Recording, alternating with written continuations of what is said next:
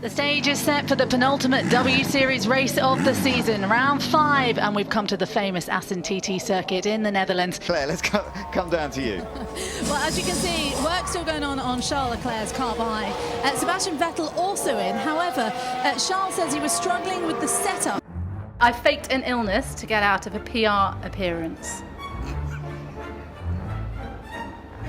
All right, so Sebastian, no. Kimmy, what was wrong with you? Everything. I think I have had quite a few sudden illnesses.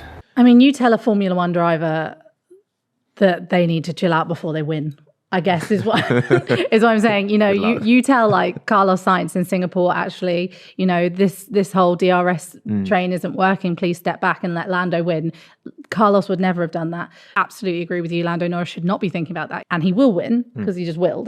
He's just a very good driver. No. But you tell him not to think about it. I dare you. You go tell him. Well, Clara, if you want to invite me to the MTC and have a little chat with me, I'm sure I'll be happy to accept that. Yeah, we'll take that one. You know your teammate, he beat you. Do you think about that every single day? Smiles already, and he says, no thank you, that's enough. David Smith has taken individual BC1 gold. It's gold for Great Britain. Lewis does that as well. If you've ever asked Lewis about records, he's very much like, I don't look at records, you know, I just focus on what's next. Yeah.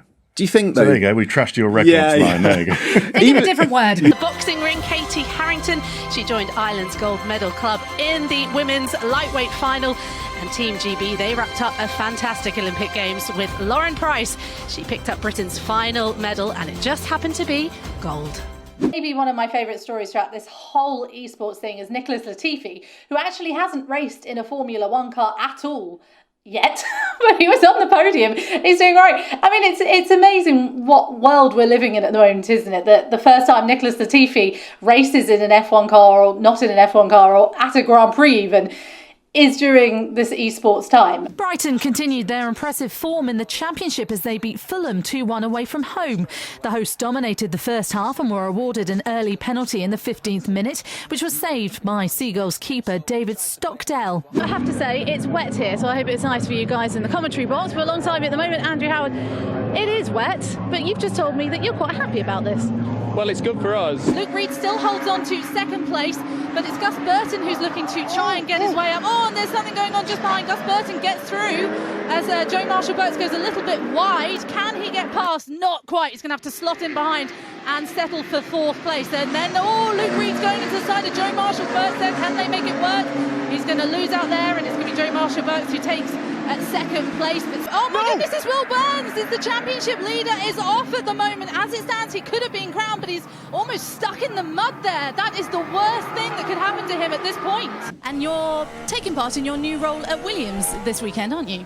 Yeah, first weekend with the Williams team. It's all really exciting. Claire Cottingham is standing in amongst the England and Wales fans.